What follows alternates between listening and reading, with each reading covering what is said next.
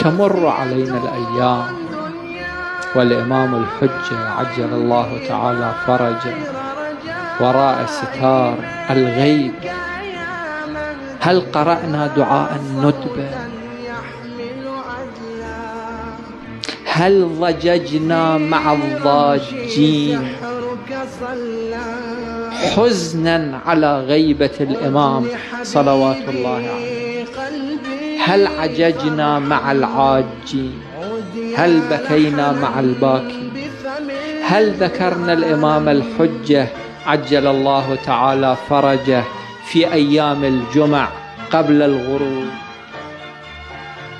أولياء الله سبحانه وتعالى ينقل في أحواله بعضهم أنه كانوا يخصصون الساعات الأخيرة من يوم الجمعة للحديث مع الإمام المهدي، للبكاء على هذا الحرمان الذي نالنا من غيبته.